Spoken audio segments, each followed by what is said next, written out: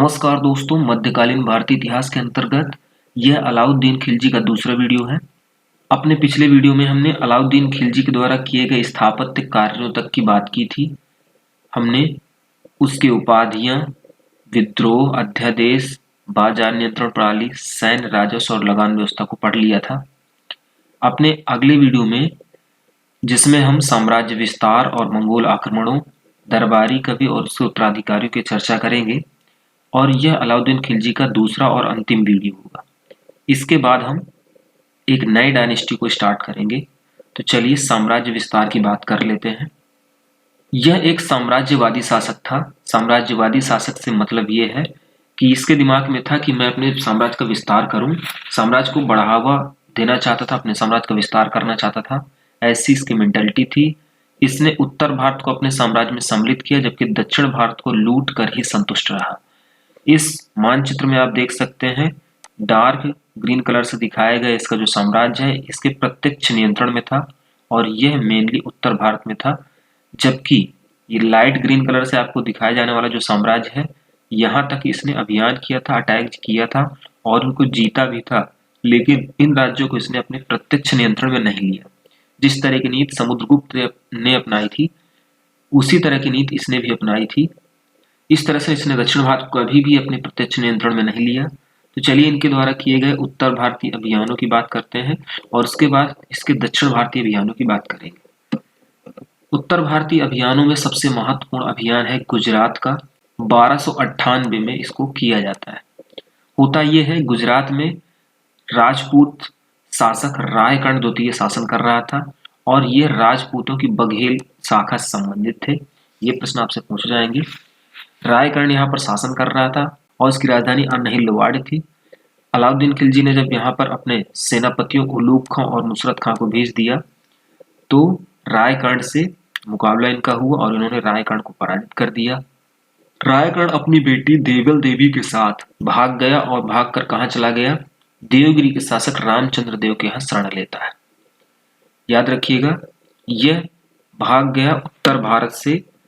यहाँ से गुजरात पर अटैक किया गया है, अभी आपको बताया गया गुजरात पर अटैक किया गया है गुजरात अभियान के दौरान, और यहाँ से भागकर चला जाता है देवगिरी के शासक के पास। अपनी बेटी को लिवा जाता है और यहाँ देवगिरी के शासक के पास पहुंच जाता है। अपनी बेटी को लिवाकर यहाँ पहुंच गया है देवगिरी के शासक के पास और उसकी पत्नी अभी यहीं पर है। तो पत्नी के साथ चलिए क्या होता है देख लेते हैं। रायकर्ण की पत्नी कमला देवी को बंदी बना लिया जाता और उसको बंदी बना करके पहुंचा दिया जाता कहाँ पर? दिल्ली में। दिल्ली में अलाउद्दीन खिलजी से विवाह कर लेता और उसको मलिका जहां की उपाधि प्रदान करता है। यानी पिता और बेटी फरार हो गए हैं, उसकी पत्नी कमला देवी को गिरफ्तार कर लिया गया है और उससे विवाह कर लिया जाता है अलाउद्दीन खिलजी के द्वारा। इसी गुजरात अभियान के दौरान जब वो आगे बढ़ते हैं तो खंबात विजय की जाती है उनके द्वारा, और सेना नायकों ने जब खंबात को जीता, इसी विजय के उपलक्ष्य में वहां से नुसरत खां को एक हिंदू हिजड़ा मिलता है जिसका नाम था मलिक काफूर। इसको उन्होंने खरीदा था 1000 दिनार में। इस वजह से इस मलिक काफूर को 1000 दिनारी के नाम से जाना जाता है। बहुत ही इंपॉर्टेंट क्वेश्चन है यह, इस मूवी में दिखाया गया है इसको। तो 1000 दिनारी के नाम से मलिक काफूर को जाना जाता है। मलिक काफूर को किस अभियान के दौरान जीता गया था? तो गुजरात विजय के अभियान के दौरान इसको जीता गया था और इस तरह से गुजरात का काम खत्म हो गया। अगले क्रम में इन्होंने रणथंभौर को जीता 1299 में। चौहान वंश से संबंधित हम्मीर देव रणथंभौर पर रूल कर रहे थे। इनकी गलती क्या थी? इन्होंने 9 मुसलमानों को अपने यहाँ संरक्षण दिया था। हमने पीछे आपको बताया था नवीन मुसलमानों ने विद्रोह कर दिया था अलाउद्दीन खिलजी के समय में, और इस वजह से नवीन मुसलमान भागकर पहुंच गए हम्मीर देव के पास। इनको संरक्षण दिया गया और यहाँ पर खिलजी ने उलूग खां नुसरत खां को भेजा और इन लोगों ने यहाँ पर क्या किया? अभियान किया। हम्मीर देव ने इन्हें पराजित कर भगा दिया। यानी अटैक इन्होंने किया लेकिन ये लोग हार गए, वापस आ गए। इस कारण से अलाउद्दीन खिलजी स्वयं अटैक करेगा 1300 ईस्वी में और रणथंभौर का घेरा डाल देगा। इस प्रकार से इन्होंने रणमल को घूस देकर अपनी ओर मिला लिया। हम्मीर देव के एक मंत्री थे रणमल, उसको घूस देकर अपनी ओर मिला लिया और इस तरह से किले को जीत लिया। 9 मुसलमानों की हत्या कर दी जाती है। राजपूत स्त्रियों ने हम्मीर देव की पटरानी रंग देवी के साथ जौहर कर लिया था। यानी अपने सम्मान की रक्षा करने के लिए रंग देवी ने जौहर कर लिया तमाम सारी रानियों के साथ। इस तरह से रणथंभौर की विजय पूर्ण होती है। इसके बाद अगली जो काफी महत्वपूर्ण विजय रहती है, काफी चर्चा में रहती है, उसकी बात करते हैं चित्तौड़। प्रश्न आपसे डायरेक्ट पूछा जाएगा, चित्तौड़ अभियान अलाउद्दीन खिलजी ने कब किया था? 1303 में किया था। चित्तौड़ मेवाड़ एक एम्पायर था, वहां की राजधानी हुआ करती थी चित्तौड़। यहाँ पर गुहिलौत डायनेस्टी का रूल था, गुहिलौत वंश के शासक शासन कर रहे थे। इन्होंने अलाउद्दीन खिलजी ने सामरिक महत्व का किला देखा कि ये किला सामरिक महत्व का, इस वजह से यहाँ पर अटैक कर दिया और राणा रतन सिंह इस युद्ध में शहीद हो जाते हैं। आपने मूवी में देखा होगा शाहिद कपूर को राणा रतन सिंह का अभिनय करते हुए, इन्होंने यहाँ पर किया और पराजित हो गए। और इस तरह से यहाँ पर भी पद्मावती जो थी उन्होंने जौहर कर लिया और अपने सतीत्व की रक्षा की इन्होंने। मलिक मोहम्मद जायसी ने इसी घटना को लेकर के लगभग 200-250 सालों बाद 1540 में पद्मावत नामक एक ग्रंथ की रचना की है। यानी मलिक मोहम्मद जायसी जो शेरशाह सूरी का समकालीन था, उसने पद्मावती और अलाउद्दीन खिलजी के मध्य जो प्रणय संबंध के बारे में बताता है और इस पर लिखी इन्होंने एक किताब, उसको नाम पद्मावत था। इसी पद्मावत के ऊपर मूवी बनाई गई थी पद्मावत, तो आप देखे होंगे। इसके बाद आगे चलते हैं। अलाउद्दीन खिलजी ने इस पर अधिकार कर लिया चित्तौड़ पर, और अधिकार करके अपने बेटे जो अभी नाबालिग था खिज्र खां को यहाँ का उत्तराधिकारी बना दिया, यहाँ का प्रशासक नियुक्त कर दिया और इस नगर का भी नाम अपने बेटे के नाम पर खिज्राबाद कर दिया। हालांकि आगे चल करके खिज्राबाद में से भगा दिया जाएगा खिज्र खां को, वो आपके लिए महत्वपूर्ण नहीं है। तो चित्तौड़ अभियान को किया गया, इसका टाइम और यहाँ का शासक कौन था? राणा रतन सिंह, आपको ध्यान रखना है। उत्तर भारतीय अभियानों के पश्चात आइए बात करते हैं इसके दक्षिण भारतीय अभियानों की। दक्षिण भारतीय अभियानों में आप यहाँ पर देख सकते हैं मैप में यहाँ से दिल्ली से कूच किया जाएगा और ये भड़ौज या देवगिरी पर यहाँ पर अटैक किया जाएगा। सबसे पहले देवगिरी की बात करेंगे हम। देवगिरी के बाद तीसरा अगला है वारंगल पर अटैक किया जाएगा। इसके बाद द्वार समुद्रम पर किया जाएगा और इधर तंजौर पर किया जाएगा। तो 3-4 अड्डे हैं, इनको एक एक करके हमें आगे चल करके पढ़ना है। सबसे पहले देवगिरी की कहानी देख लेते हैं। देवगिरी की कहानी काफी लंबी है। पहला प्रश्न यह है कि दक्षिण भारतीय अभियानों में जो प्रमुख योगदान दिया था मलिक काफूर ने दिया था। अलाउद्दीन खिलजी नहीं जाता दक्षिण भारतीय अभियान के लिए, उसका जो सेना नायक होता है मलिक काफूर, उसने इसकी बागडोर संभाली हुई थी। देवगिरी में होता क्या है, हमने आपको पहले बताया था। मलिक काफूर का पहला अभियान देवगिरी के विरुद्ध हुआ और इसकी सहायता के लिए आलप खां को भेजा गया। आलप खां और मलिक काफूर 2 लोग गए हैं देवगिरी पर अटैक करने के लिए। क्या कारण था कि उन्होंने यहाँ पर अटैक किया? तो पहला कारण ये था कि रामचंद्र ने अपने यहाँ गुजरात के राजा कर्ण को शरण दी थी। गुजरात के राजा कर्ण जो है यहाँ से गुजरात से भी भाग गए थे, हमने पीछे आपको बताया, और भाग करके देवगिरी में छिप गए थे अपनी बेटी के साथ। तो ये पहला कारण था कि हमारे दुश्मन को आपने शरण क्यों दी है। दूसरी महत्वपूर्ण बात यह है कि कमला देवी अपनी पुत्री देवल देवी को प्राप्त करना चाहती थी। उन्हें याद आती थी कि मेरी बेटी से मुझे मिलना है, तो इस तरह से देवल देवी से मिलने के लिए भी कमला देवी परेशान थी। ये भी एक रीजन था। और एक दूसरा सबसे महत्वपूर्ण रीजन था, हमने आपको पीछे बताया है जलालुद्दीन खिलजी वाले टॉपिक में। जलालुद्दीन खिलजी में जब अलाउद्दीन खिलजी अली गुरसास्प के नाम से जाना जाता था, एक प्रांतपति था कड़ा मानिकपुर का, तो इसने देवगिरी पर आक्रमण किया था और 1296 में वहां के राजा रामचंद्र देव को वार्षिक लगान देने के लिए या वार्षिक कर देने के लिए, वार्षिक आय भेजने के लिए उन्होंने मनाया था। कहा था कि आप वार्षिक आय भेजेंगे, एलिचपुर नामक स्थान की वार्षिक आय आप देंगे। ये बात रामचंद्र देव मान गए थे, लेकिन बाद में अपने बेटे के बहकावे, उनका बेटे का नाम शंकरदेव था, उसके बहकावे में आकर उन्होंने इस आय को देने से मना कर दिया था, बंद कर दिया था। तो ये भी एक बड़ा कारण था। इस वजह से अलाउद्दीन खिलजी ने देवगिरी अभियान करवाया। इस तरह से आलप खां एक और रायकर्ण को पराजित करता है और रायकर्ण को पराजित कर उसकी पुत्री देवल देवी को कैद कर लेता है और अलाउद्दीन खिलजी के पास पहुंचा देता है और वहां पर खिज्र खां के साथ उसका विवाह कर दिया जाता है। यानी कमला देवी की बेटी देवल देवी को पकड़ा जाता है और उसको खिज्र खां के साथ विवाहित किया जाता है उधर। वहीं मलिक काफूर देवगिरी पर अटैक करता है और अटैक करके रामचंद्र देव जो है आत्मसमर्पण कर देते हैं और उनका बेटा जो है युद्ध से भाग जाता है। रामचंद्र को पकड़ करके दिल्ली पहुंचाया जाता है। वहां पर सुल्तान ने क्या किया, यानी अलाउद्दीन खिलजी ने क्या किया, उन्हें माफ कर दिया। दोनों के बीच में एक संधि हुई और इस संधि में रामचंद्र को राय राहन की उपाधि दी जाती है। ये काफी महत्वपूर्ण प्रश्न है। राय राहन की उपाधि किसे दी जाती है, तो रामचंद्र को किसने दी थी, अलाउद्दीन खिलजी ने दी थी। और इन्हें गुजरात में नवसारी की जागीर प्राप्त हो जाती है, यानी राय राहन की उपाधि भी मिल जाती है रामचंद्र को और नवसारी की जागीर भी मिल जाती है। मॉडर्न हिस्ट्री में आप पढ़ेंगे नवसारी वही जगह है जहां पर महात्मा गांधी ने दांडी मार्च किया था। प्रश्न पूछा जाता है कि दांडी नामक स्थान किस जिले में स्थित है गुजरात के, तो नवसारी या नौसाटी। ये प्रश्न भी पीसीएस में कई बार पूछा जा चुका है। तो वही नवसारी की जागीर मिल जाती है, राय राहन की उपाधि मिल जाती है। इस तरह से खुशी खुशी रामचंद्र वापस अपने राज्य में चले जाते हैं और शासन करने लगते हैं।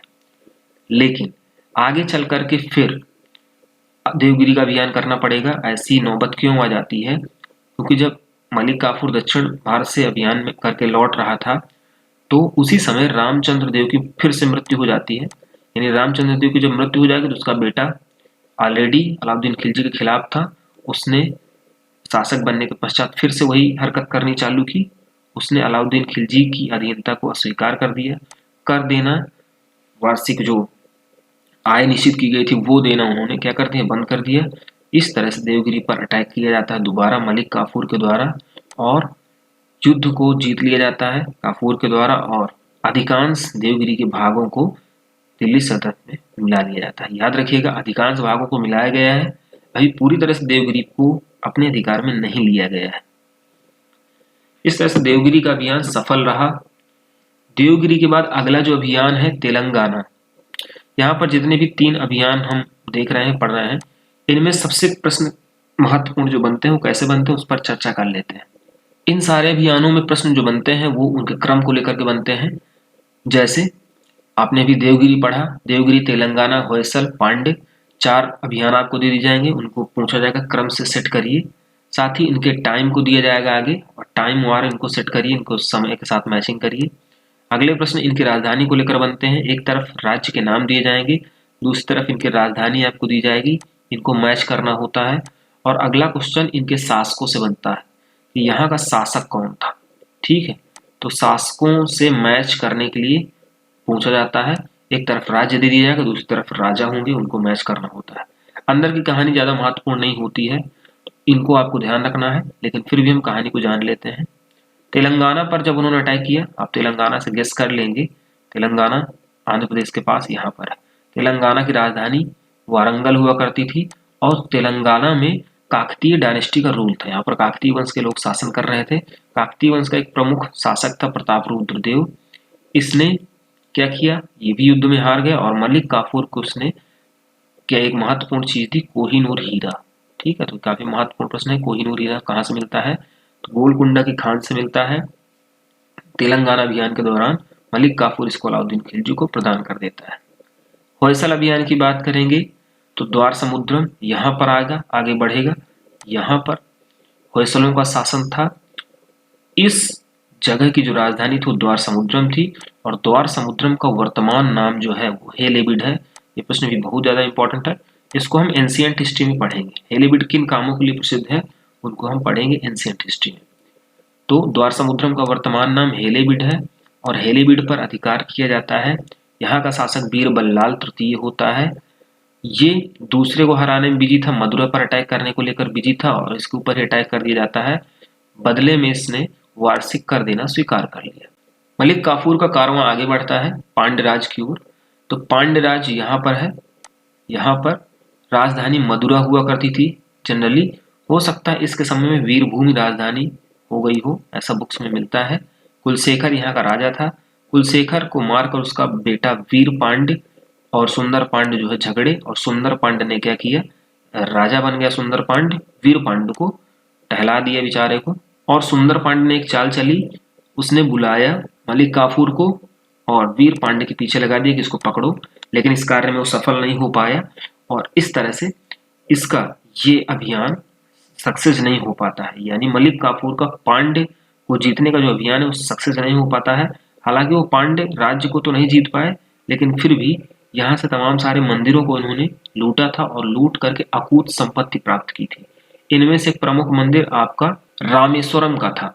तो रामेश्वरम मंदिर तक को उन्होंने लूट लिया था, ध्यान रखिएगा।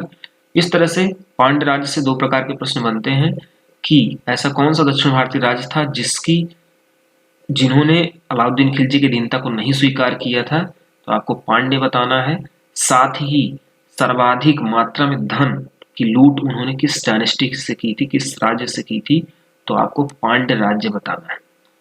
पांड्य राज करने के बाद वापस आएगा और एक बार मैंने आपको बताया था कि इसने फिर से देवगिरी पर अटैक किया। इसके बाद इसके दक्षिण भारत के अभियान समाप्त हो जाते हैं। अभियानों के पश्चात मंगोल आक्रमणों की चर्चा करते हैं।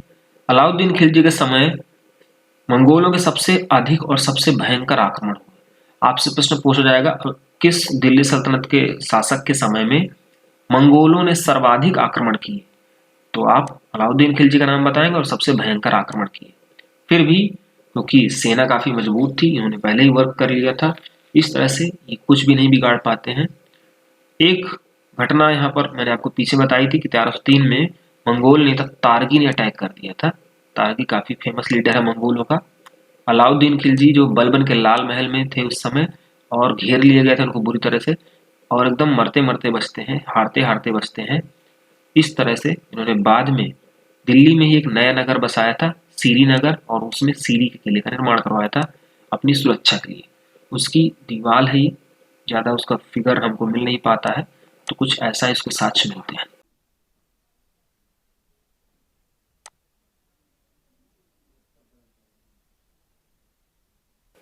मंगोल आक्रमणों के बाद आगे चलेंगे, इसके दरबारी कवियों की बात करेंगे। अमीर खुसरो और हसन देहलवी इनके दरबार के प्रमुख कवि थे। हम हसन देहलवी के बारे में पहले चर्चा कर चुके हैं एक बार। इन दोनों लोगों ने मिलकर के अलाउद्दीन खिलजी को भाग्यशाली कहा है। हसन देहलवी को भारत का शेख शादी कहा जाता है, और शेख शादी थे कौन? ये फारसी कविता के पितामह थे। फारसी कविता को प्रारंभ करने का कार्य जिन्होंने किया था उन्हें शेख शादी कहा जाता है, और भारत का शेख शादी हसन देहलवी को कहा जाता है। तो इस तरह से हमें डिटेल में अब बात करना अमीर खुसरो के बारे में। अमीर खुसरो एक काफी ज्यादा इंपॉर्टेंट क्वेश्चन बनाते हैं, ये ढेर सारे प्रश्न इनसे पूछे जाते हैं, हर लाइन आपके लिए बहुत इंपॉर्टेंट। इनके बचपन का नाम क्या था? मोहम्मद हसन। इनका जन्म कहाँ पर हुआ था? 1253 में उत्तर प्रदेश के कासगंज जिले के पटियाली नामक गांव में हुआ था। ये प्रश्न कई बार पूछा जा चुका है। एक ऑप्शन पटियाला आपको मिलेगा, एक पटियाली मिलेगा, कंफ्यूज करने के लिए। तो याद रखिएगा पटियाली नामक गांव में उत्तर प्रदेश में इनका जन्म हुआ था।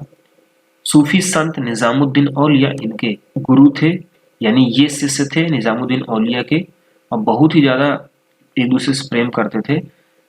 आपको बता दें कि जब निजामुद्दीन औलिया की मृत्यु होती है उसके 1-2 दिन बाद इनकी भी मृत्यु हो जाती है। इतना ज्यादा अपने गुरु से स्नेह करते थे। इन्हें भारत का तोता या तूतीय हिंद कहा जाता है, क्योंकि एक स्टेटमेंट में इन्होंने खुद ही अपने आप को भारत का तोता कहा है। इनका स्टेटमेंट देख लीजिएगा, मैं हिंदुस्तान की तूती हूँ, अगर तुम वास्तव में मुझसे जानना चाहते हो तो हिंदवी में पूछो, मैं तुम्हें अनुपम बातें बता सकूं। ये स्टेटमेंट इन्हीं का है। इनके द्वारा किए गए कामों में सबसे महत्वपूर्ण है ईरानी तंबूरे और भारतीय बीड़ा को मिला करके सितार का आविष्कार करना। ये ईरानी तंबूरा है और ये भारतीय बीड़ा है, और इन दोनों को मिलाकर के इन्होंने नई चीज इजाद की, इसका नाम है सितार। सितार का आविष्कारक और तबले का आविष्कारक इन्हीं को कहा जाता है। इन्हें गजल गायन शैली का जन्मदाता कहा जाता है। याद रखिए जो गजल हम लोग सुनते हैं उस गजलों का जन्म इन्होंने ही दिया था। इन्हें उर्दू भाषा का जन्मदाता भी कहा जाता है, उर्दू भाषा को इन्होंने इंट्रोड्यूस किया था। साथ ही इन्होंने हिंदी खड़ी बोली का जन्मदाता भी इनको कहा जाता है। इससे पहले हिंदी तो थी, हिंदी तो चल रही थी, स्टार्ट हो गई थी, लेकिन हिंदी में खड़ी बोली का विकास इन्होंने ही किया था। ये दोनों प्रश्न बहुत ही इंपॉर्टेंट है। उर्दू और हिंदी खड़ी बोली का जन्मदाता इनको कहा जाता है। इन्होंने बलबन से लेकर मोहम्मद बिन तुगलक तक 7 सुल्तानों का संरक्षण प्राप्त किया था। तो ये भी आप आगे चल करके खुद ही काउंट कर लेंगे कि बलबन के बाद कौन कौन से शासक आए, और मोहम्मद बिन तुगलक के बीच तक ऐसे कौन कौन से शासक आए जिनका इन्होंने संरक्षण प्राप्त किया। ऐसा इसलिए है क्योंकि छोटे छोटे शासक होते हैं कम टाइम पीरियड वाले, इसलिए ये काफी ज्यादा शासकों के अंडर में काम कर लेते हैं। लेकिन दरबारी कवि के बड़े ओहदे पर ये अलाउद्दीन खिलजी के शासनकाल में पहुंचे थे। इनके द्वारा की गई प्रमुख रचनाएं तुगलकनामा, नूर सिपेहर, आसिका, खजाइन उल फुतूह, ईरानुस सादेन, मिफ्ताह उल फुतूह हैं। हालांकि उन्होंने ढेर सारी किताबें लिखी हैं, लेकिन हमने अपने हिसाब से महत्वपूर्ण किताबें छांटकर आपको बताई हैं। ये सारी किताबें महत्वपूर्ण, इनको आपको ध्यान रखना है। अगर आप टीजीटी पीजीटी आदि परीक्षाओं की प्रिपरेशन कर रहे हैं तो याद रखें इनके अंदर से भी प्रश्न पूछे जाते हैं। इन किताबों में किस घटना का वर्णन किया गया, क्या बात लिखी गई, ये भी प्रश्न पूछा जाता है। हालांकि जब हम आर्ट एंड कल्चर पढ़ेंगे वहां पर इसके बारे में चर्चा करेंगे, अभी ज्यादा पढ़ने की आवश्यकता नहीं है। अंतिम पड़ाव पर चलते हैं, इनके उत्तराधिकारियों की बात करते हैं। अलाउद्दीन खिलजी के कुल मिलाकर के 4 संतानें हुई। इनकी प्रिय पत्नी कमला देवी, जिन्हें मलिकाए जहां की उपाधि इन्होंने दी थी।